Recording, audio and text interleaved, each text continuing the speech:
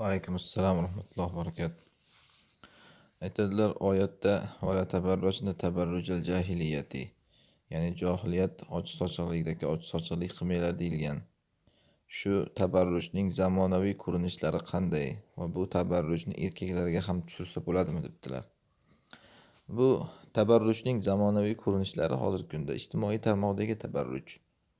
Qadimda tabarruj, ya'ni ayollar o'zini ko'z qilishi bu ko'chada yurib bo'lgan faqat.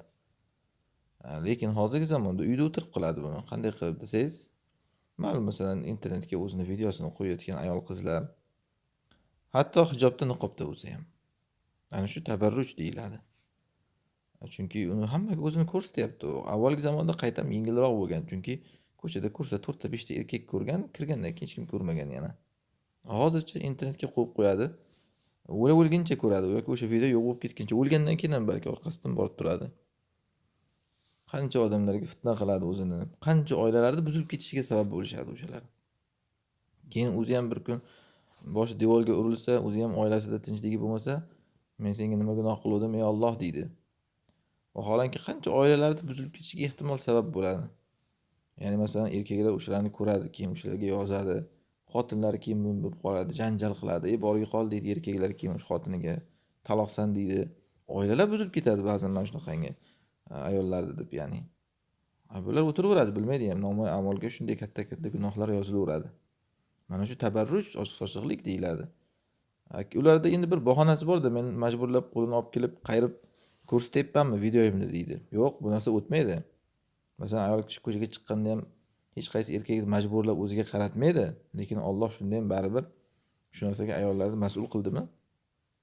Shuning uchun shunaqa johilona bo'lib chiqma dedimi? U majburlab qaratmagan taqdirda ham. Ana shunday bu holatda ham, ya'ni ijtimoiy tarmoqda ham hech kimni majburlab olib kelmadim men, o'zi kirib ko'ryapti degan narsasi uzr bo'lmaydi. Sen o'shanga sababchi bo'lyapsan.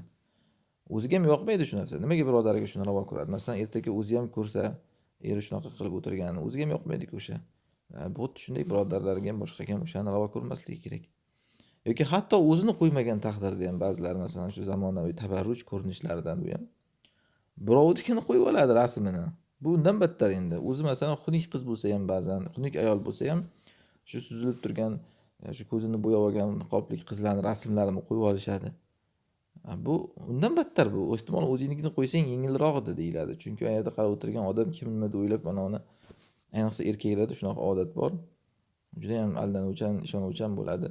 Bittasi rasmni qo'yib olgan bo'lsa, o'zimsiz deydi birdaniga o'shanga qarab. Ana shunaqa paytda bu ularga fitna bo'ladi. U o'ziniki ehtimol yengilroq ham bo'ladi unaqa vaziyatda. Birovnikini qo'yib olib, undan battar fitna qiladi. Yoki hatto umuman rasm videolarini qo'ymagan taqdirda ham ba'zilar masalan o'zini yoshini yozib oladi. Bu ham bir fitna erkaklarga. Birdan qaraydi, necha yosh ekan deydi. Ba'zilar o'zini shunaqa qilib bir nimasini tug'ilgan vaqtini qo'yib oladi. Ba'zilar kerak bo'lsa o'zini vaznini ham qo'yib qo'yadi. Qo'yib bersangiz ya'ni. Hammasi mana shu zamonaviy tabarruj deyiladi. Yoki ba'zilar shunga o'ziga dalolat qiladigan bir shunaqangi chiroyli gaplarni qo'yib oladi, o'zini taqvodor, musulmon, muvahhida qilib. Bu ham zamonaviy din nomi bilan tabarruj degani. Har xil ko'rinishlar bor. Muhimi hozirgi zamonda tabarrujning asosiy ko'rinishi mana shu ijtimoiy tarmoqda. Uyda o'tirib olib tabarruj qilinyapti. Bu balki aytayapman, avvalgi tabarruj jasad bilan ko'chaga chiqishdan ko'ra yomonroq tabarruj ya'ni. Xo'p, endi bu erkaklarda ham bo'ladimi deganda, erkak odamda agar o'zini ko'z qilish bo'lsa, o'sha jihatdan riyo, ujub deyiladi. Bu albatta erkak kishiga ham tushadi shunda, lekin erkak kishi ko'chaga chiqmaslikka buyurilmagan-ku. Yoki ko'chada o'zini niqoblab yurishga buyurilmagan. Ammo innamal amal bin niyat. Amallar niyat bilan.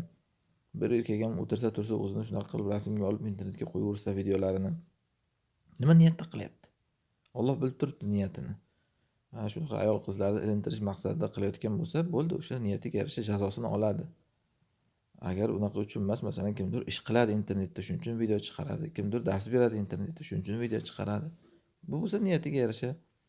Bu masalada Alloh erkaklarni uyga qamamadimi? Erkak odam ko'chani odami yoki erkaklarni niqobga o'ramadimi? Demak, buni to'liqligicha erkaklardagi tabarruj deb bo'lmaydi. Buni o'sha niyatiga qarab qilinadi. Ya'ni ayollarda nimaga niyatiga qarab qilinmaydi desa, chunki ayol kishini turgan turmushi o'zi avrat, fitna.